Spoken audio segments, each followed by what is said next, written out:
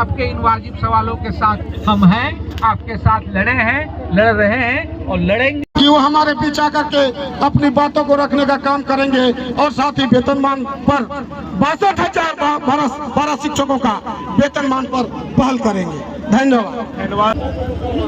पारा शिक्षकों के इस प्रदर्शन में आए हुए हमारे साथ साथी विधायक अमित जी, यहाँ पे उपस्थित तमाम पारा शिक्षक के प्रदर्शनकारीगण और राज्य भर से आए हुए पारा शिक्षक मित्रों, ये आज पहली बात नहीं है जब से पारा शिक्षक सामुदायिक शिक्षक का सर्व शिक्षा अभियान के तहत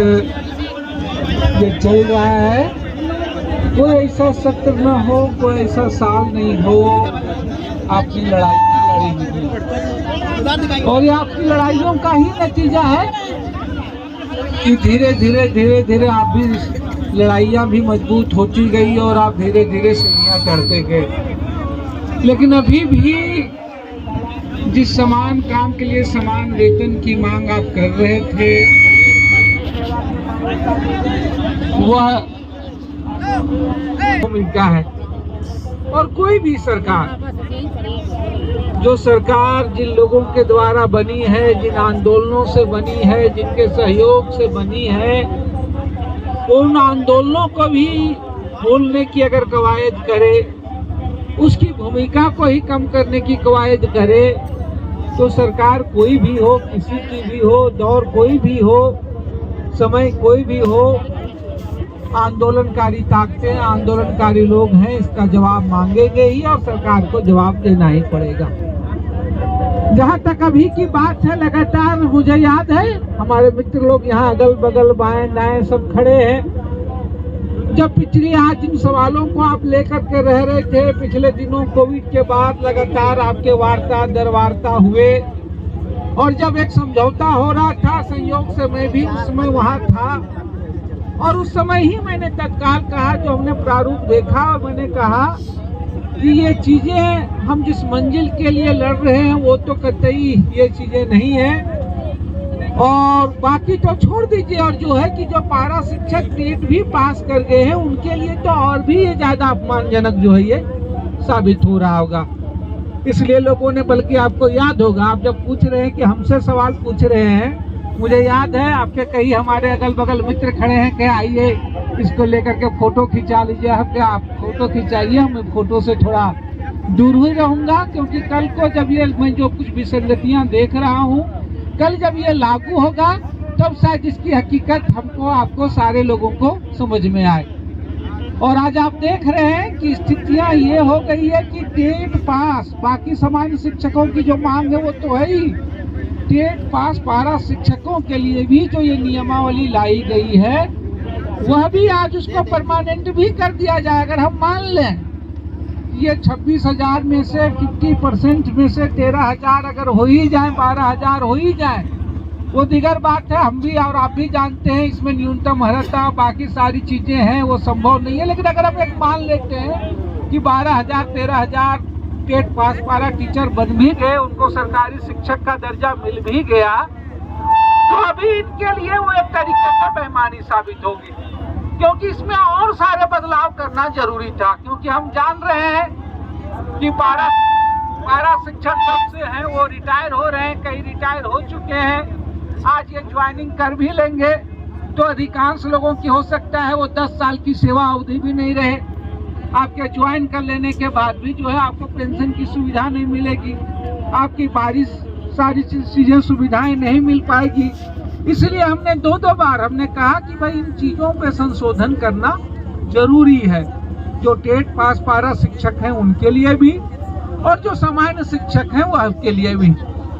जो सरकारें बार बार दोहराती है, जो कहती है बार बार कि नहीं परीक्षा, लेकिन सवाल फिर मैं कह रहा हूँ कि सवाल परीक्षा का है ही नहीं,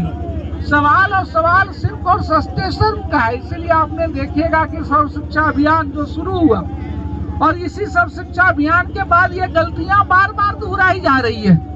वो सर्व शिक्षा अभियान हो, स्वास्थ्य विभाग हो, अभी कृषि मित्र देखिएगा, अभी पंचायत सेवक है